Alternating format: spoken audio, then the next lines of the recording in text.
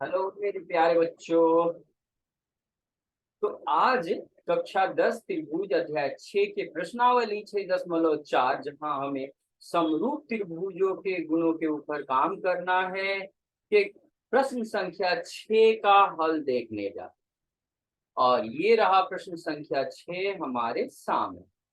ठीक, यहाँ देखा जाए प्रश्न क्या पूछा गया है। सिद्ध कीजिए कि दो समरूप त्रिभुजों के क्षेत्रफलों का अनुपात इनकी संगत माध्यिकाओं के अनुपात के वर्ग का वर्ग होता है। ठीक है, क्या बोला जा रहा है कि अगर दो समरूप त्रिभुज दे दिया जाए तो उनके क्षेत्रफलों का अनुपात संगत माध्यिकाओं के अनुपात के वर्ग के बराबर होता है। और इसके लिए हमें दो त्रिभुज चाहिए। यहाँ पहले से मैंने त्रिभुज ड्रॉ करके रख दिया है, खींच दिया है। बात समझिएगा, यहाँ पर क्या करना है, कैसे करना है। दो त्रिभुज की बात कर रहा है। चलिए मान लेते हैं पहले कि ये त्रिभुज ए बी सी है और यह त्रिभुज पी क्यू आर है। माध्यिका इस त्रिभुज का ए से ले रहे हैं और आपको पता होना चाहिए कि माध्यिका क्या करती है बंधु। माध्यिका जो होती है किसी शीर्ष से खींची गई वह रेखा होती है जो सामने की भुजा को दो बराबर भागों में बांट देती है। यहाँ रेखाखंड ए एम माध्यिका है, पूरा रेखा नहीं लिया गया, रेखाखंड ए एम माध्यिका है। शीर्ष ए से लिया हुआ यह बीसी को दो बराबर बराबर टुकड़ों में बांट देती है। इसी प्रकार से यहाँ एक और माध्यिका दूसरे त्रिभुज में है। मान लेते हैं यह एन पी एन माध्यिका है और यह भी क्या करेगी, क्यू आर भुजा यानी जो पी के सामने की भुजा है उसको दो बराबर भागों में बांट। ये जानकारी हमारे पास है, इतना हमें बता दिया गया है और इसी की मदद से हमें अपना काम निकालना है। तो काम कैसे निकालने, बड़ा आसान है, बहुत सरल है। बस आपको समरूप त्रिभुजों के गुणों को ध्यान में रखकर अपना काम करना। तो पहले तो ये नोट कर लिया जाए कि दिया क्या क्या है भैया। दिया है त्रिभुज ए बी सी तथा त्रिभुज पी क्यू आर में दो त्रिभुज दिए गए हैं, दोनों का जिक्र किया गया है। और इसमें क्या है, ए एम तथा पी एन क्रमशः इनकी माध्यिकाएं हैं। इनकी माध्यिकाएं माध्यिकाएं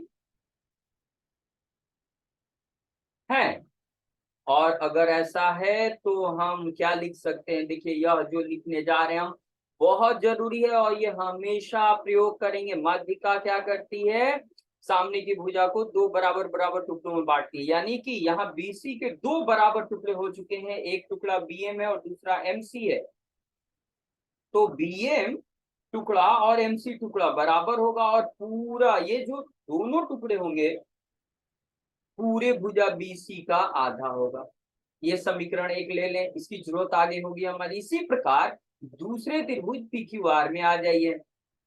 यहाँ जो त्रिभुज है उसमें भी सामने की भुजा क्यू आर दो बराबर टुकड़ों में बांटा जा रहा है माध्यिका पी एन के द्वारा। तो क्यू एन और एन आर ये बराबर बराबर हो जाएंगे और ये पूरी भुजा, याद रखिए पूरी भुजा से संबंध दिखाना हमारे लिए बड़ी फायदेमंद होता है। तो चलिए ये काम कर दिया हमने।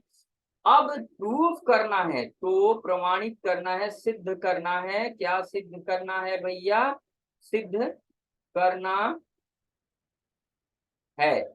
क्या सिद्ध करना है कि भैया दोनों त्रिभुजों के क्षेत्रफलों का अनुपात, यानी त्रिभुज ए बी सी का क्षेत्रफल और त्रिभुज पी क्यू आर का क्षेत्रफल, इन क्षेत्रफलों का अनुपात संगत माध्यिकाओं के अनुपात के बराबर, यानी एबीसी की जो माध्यिका एएम है उसका और पीएन जो दूसरे त्रिभुज की माध्यिका है उसका, यह अनुपात का वर्ग इसके बराबर होगा। तो चलिए ये चीज हमें तो प्रमाणित करना है, दिया है, नोट कर लिया, सिद्ध करना है। अब प्रमाण की जरूरत है, प्रमाण दिया जाए यहाँ पर। यानी यह वह कथन लिखा जाए जिससे यह साबित होता है कि जो कह रहा है प्रश्न वो सही है।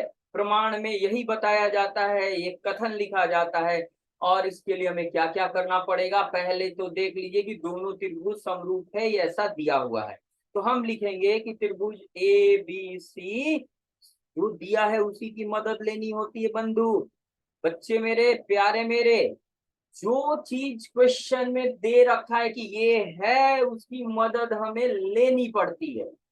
उन्हीं की मदद से हमें अपना काम निकालना पड़ता है। तो ये दे रखा है कि एबीसी त्रिभुज पीक्यूआर के समरूप है, हम लिख देंगे, बता देंगे कि हाँ भैया दिया है, और इसलिए हमने इसका प्रयोग किया है। चलिए ठीक है, ये तो हो गया। तो जाकर हम कह सकते हैं कि दो त्रिभुज जब समरूप हो तो हमें पता होना चाहिए कि उनके कोण संगत कोण बराबर होते हैं। जैसे कोण एक ए कोण बी के बराबर होगा, कोण बी कोण क्यू के बराबर होगा, और कोण सी कोण आर के बराबर होगा। ऐसा, और ये समीकरण 3 मान लेंगे, इसकी जरूरत होगी, हम इसका प्रयोग करेंगे। चलिए आगे बढ़ते हैं। अब देखिए, तथा इसके साथ साथ कोण तो बराबर होते ही हैं, भुजाएं समानुपाती होती हैं, और यही मेन है। कैसे, पहले इतना लिख तो लीजिए, फिर करना क्या है वो चीज समझा जाएगा। तो संगत भुजा ए बी और पी क्यू का अनुपात, संगत भुजा बी सी और क्यू आर का अनुपात, और फिर सी यानी सी ए और आर पी का अनुपात, ये बराबर होंगे अनुपात, क्योंकि समरूपता है भाई। और समरूपता का तो मेन फंडा यही है, क्या कि दो त्रिभुज समरूप है तो उनके संगत कोण बराबर और संगत भुजा समानुपाती होती है। हमने इसका प्रयोग कर दिया। अब देखिए, हमें क्या करना है, इस माध्यिका को लेकर लाना है, क्योंकि हमें प्रमाणित करना है कि माध्यिकाओं के अनुपात का वर्ग जो है क्षेत्रफलों के अनुपात के बराबर होगा। बड़े बड़े ये दोनों त्रिभुज के क्षेत्रफलों के अनुपात के बराबर होगा। तो यहाँ पर हम क्षेत्रफल वाला प्रमेय यूज करेंगे, हम प्रयोग करेंगे, क्योंकि हमने पीछे पढ़ रखा है कि दो त्रिभुज समरूप हो। फिर से याद दिला दूं मैं, अगर दो त्रिभुज समरूप हो, चलिए ये बता देता हूं मैं, क्या पढ़ा है हमने पहले, कि यदि, ये आपका पहले की जानकारी है, पहले की जानकारी, पहले की जानकारी के आधार पर हम अपना काम कर रहे हैं।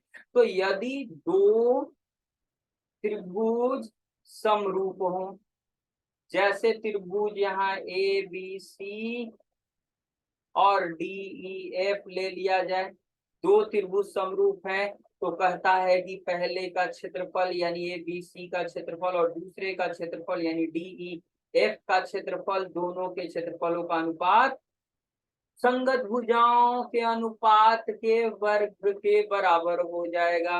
जैसे ये पहली भुजा को ले लिया हमने, और इसी प्रकार से बीसी और ईएफ का अनुपात और उसका वर्ग, फिर सीए और डीएफ का अनुपात का वर्ग, ये बराबर होता है। ये भूले नहीं, ये महत्वपूर्ण है, ये प्रयोग करेंगे, आगे करेंगे, ठीक है। इसी के प्रयोग के लिए हमें दो त्रिभुजों को समरूप दिखाना जरूरी है, क्योंकि हमें यहाँ जो प्रमाणित करना है कुछ उसी से मिलता जुलता है, लेकिन वहां माध्यिका शामिल है, और माध्यिका बड़े त्रिभुज का की कोई भुजा नहीं है, वो अंदर में एक रेखाखंड है। यह जो माध्यिका है दोनों त्रिभुजों में, यह इस त्रिभुज में और इस त्रिभुज में देखे जाएंगे, या इस त्रिभुज में और इस त्रिभुज में देखे जाएंगे। आप देख सकते हैं ए बी एम त्रिभुज में ए बी ए एम उसकी एक भुजा, और पी क्यू एम त्रिभुज में पी एन उसकी एक भुजा। हमें अगर माध्यिका चाहिए तो इन्हीं दो त्रिभुजों को लेकर चलना होगा। अगर हमने इनको समानुपाती दिखा दिया तो काम हो जाएगा, लेकिन उससे पहले एक काम और करना है, इन माध्यिकाओं को जोड़ना है। तो चलिए जरा देखा जाए, ये जो 4 नंबर है इससे आते हैं, अतः 4 से, समीकरण 4 से चलते हैं। समीकरण 4 से जरा देखिएगा, हम ए बी भुजा और पी क्यू भुजा का अनुपात और बी सी और क्यू आर का अनुपात लेंगे, इसी से काम होगा। सी ए और आर पी की जरूरत है। जरा ध्यान से देखिए, ए बी और पी क्यू का अनुपात बी सी और क्यू आर के अनुपात के बराबर है, और बी सी के साथ समीकरण 1 को ध्यान से देखिए, बी सी का आधा बी एम के बराबर है। हमें छोटे त्रिभुज में जाना है, उनको समरूप दिखाना है, उसको समरूप दिखाने के लिए समरूपता की किसी ना किसी कसौटी का प्रयोग करना है। और कसौटी कौन कौन है, एस ए एस समरूपता, ट्रिपल ए समरूपता, ट्रिपल एस समरूपता, RHS समरूपता, ये सब समरूपता की कसौटियां। और यहाँ पर ये कसौटी आएगी क्योंकि भुजाओं का अनुपात पहले से पता है और माध्यिका दिया, उससे फायदा है। फायदा क्या, आप देखिए, जैसे हमने AB और BC लिया है और BC के दो टुकड़े किए जा रहे हैं यहाँ, जिसमें एक टुकड़ा BM है और यह ABM त्रिभुज में उपस्थित है और इस त्रिभुज की जरूरत है क्योंकि माध्यिका इसी त्रिभुज में, और जो भुजा जिस त्रिभुज में शामिल होता है हमें उसको यूज करना पड़ता है। तो हमें इस त्रिभुज और इस त्रिभुज को अगर समरूप दिखाना है, बात समझिए, फिर से सीधा एक लाइन में बोले, हमें माध्यिका को लेकर आना होगा क्योंकि माध्यिकाओं के अनुपात का वर्ग हमें क्षेत्रफलों के अनुपात के बराबर देखना है। तो पहले माध्यिका लाना होगा। माध्यिका किस त्रिभुज में, ABM और PQN एक तरफ के त्रिभुज में और इसी तरह से दूसरे तरफ के त्रिभुज में। हमें इन दो त्रिभुजों को लेकर आना होगा, इन्हें समरूप दिखाना होगा, तो फिर हमारा काम होगा। और उसी को समरूप दिखाने के लिए में हमारी मदद करेंगे ये, क्योंकि हम SAS सास कन्ग्रुएंसी सिमिलैरिटी यानी समरूपता का प्रयोग करेंगे। तो चलिए ABM और PQN इन दो त्रिभुजों के लिए हम यहाँ पर काम करने वाले हैं। जरा देखिएगा ध्यान से, AB तो ठीक है, जैसा है वैसा रहने दीजिए, कोई बदलाव नहीं, माफ कीजिएगा। PQ नीचे है। अब BC का आधा BM के बराबर है, यानी 2 को उधर भेज दें तो 2BM 2 गुना BM हो जाएगा। और उसी प्रकार से QR वाला में दूसरे समीकरण में आइए, ये 2QN 2 गुना QN हो जाएगा। कहां से भैया, समीकरण 1 तथा 2 से, 1 तथा 2 से इनका प्रयोग करके ये लाए हैं और ये 2 और 2 कट गया यहाँ से, इसलिए हमें मिला AB बटे PQ बराबर में BM बटे QN, ये चाहिए। और जरा देख लीजिए, ये जो अनुपात पहले से दिया है, जो बड़े त्रिभुज में भुजाओं का अनुपात है, क्योंकि दोनों बड़े त्रिभुज समरूप थे, और माध्यिका का जो यहाँ पर जिक्र किया गया है उसकी सहायता से हमने ABM और PQN त्रिभुज के दो भुजाओं का अनुपात यहाँ पता कर लिया है बंधु। और इससे हमें फायदा मिलने वाला है। दो भुजाओं का अनुपात, इस भुजा और इस भुजा का अनुपात यहाँ, इस भुजा और इस भुजा का अनुपात यहाँ, देख लीजिए इन दोनों भुजाओं को इस अनुपात में शामिल कर दिया। तो ये हमारा पांचवा समीकरण। अब क्या करेंगे जरा देखिएगा, त्रिभुज ABM तथा त्रिभुज PQN में जरा देखिए, जो जो नाम लिखे उस चित्र पे नजर दौड़ाइए, आपको समझ में आएगा। देखिए AB और PQ का अनुपात उसी त्रिभुज की दो भुजाओं का अनुपात है, ये बराबर है। कहां से आया भैया, 5 से आया है। और साथ में कोण B और कोण Q बराबर, कहां से कहां से कहां से कहां से, तो ये देखिए तीसरा में दिखाया गया। यहाँ देखिए, यहाँ देखिए, ध्यान से देखिए भाई, दिखेगा वहां, एकदम दिखेगा, बिल्कुल दिखेगा। कहां से, 3 से बताना पड़ता है हमें, दिखाना पड़ता है, समझाना पड़ता है, ठीक है ना। तो ये दो जो क्राइटेरिया है यानी कसौटियां हैं, शर्तें हैं, पूरा हो रही हैं किसके, सास की। कहता है दो त्रिभुज की भुजाएं और उसके अंतर्गत बना कोण क्रमशः दूसरे त्रिभुज के दो भुजा अंतर्गत बना कोण के का ये रिलेशन हो, यानी दो भुजा समानुपाती उनका अंतर्गत बना कोण। जैसे ये भुजा और ये भुजा लिए, इनके अंतर्गत ये कोण बन रहा है, वो लिया है हमने। सास में यही देखा जाता है भैया, ठीक है ना, तब जाकर बात बनेगी, सास है ना, वो घर बहू वाली सास नहीं, तो जाकर। इसलिए हम कह सकते हैं त्रिभुज ABM समरूप हो जा रहा है त्रिभुज PQN के। वाह क्या बात है। और समरूप हो गया तो हम लिख सकते हैं, दो त्रिभुज समरूप हो तो भुजाएं समानुपाती हो जाएंगी, यानी AB और PQ का अनुपात। अब देखिए, इस समानुपात में आपको क्या शामिल हो जाएगा, तो माध्यिका भी शामिल हो जाएगा, क्योंकि ये माध्यिका छोटे त्रिभुज में शामिल था। उन्हीं दोनों छोटे त्रिभुज को लेकर आए थे हम, और ये काम कर देगा हमारा, ये माध्यिका शामिल हो गया और इसी से हमारा काम। तो चलिए अब देखिए, फिर से बड़े त्रिभुजों में लेके चलेंगे, क्योंकि हमें बड़े त्रिभुजों के क्षेत्रफलों का अनुपात निकालना है। तो हम बताएंगे, यहाँ इसको याद रखिए, यहाँ AB और PQ का अनुपात AM और PN माध्यिकाओं के अनुपात के बराबर है। तो आगे बढ़िए, चलिए यहाँ आते हैं क्या आते हैं फिर से। अब क्या कहेंगे हम, त्रिभुज ए बी सी समरूप है त्रिभुज पी क्यू आर के, कहां से भैया, दिया हुआ है, कहाँ है, दिया हुआ है, इसलिए इधर उधर ध्यान नहीं देना है। तो हम इस आधार पे लिख सकते हैं कि पहले त्रिभुज के क्षेत्रफल और दूसरे त्रिभुज के क्षेत्रफल का यह जो अनुपात है भुजाओं के अनुपात के वर्गों के बराबर होगा। तो हम ए बी भुजा और पी क्यू भुजा लेंगे, कहीं भुजा से हमारा काम हो जाएगा। अभी बड़े त्रिभुज में आइए, क्योंकि ये दो त्रिभुज समरूप है, तो इस पूरे त्रिभुज के क्षेत्रफल का अनुपात, दोनों त्रिभुजों में दोनों के क्षेत्रफलों का अनुपात भुजा ए बी और पी क्यू के अनुपात के वर्ग के बराबर होता है, जैसा कि मैंने आपको समझाया था। यहाँ देखिए, अगर त्रिभुज समानुपाती हैं तो दोनों त्रिभुजों के क्षेत्रफल का अनुपात अलग अलग भुजाओं के अनुपात के वर्ग के बराबर होता है। बस इसी का प्रयोग करके हम अपना काम कर रहे हैं। तो ये आ गया। और यहाँ यह देख लीजिए जरा, 6 नंबर में ए बी और पी क्यू का अनुपात, ए बी और पी क्यू का अनुपात ए एम और पी एन है 6 नंबर में। तो चलिए आगे बढ़िए, इस आधार पे लिख दीजिए ए एम पहले का और पी एन दूसरे का, ये हो गया, और कहां से, 6 से।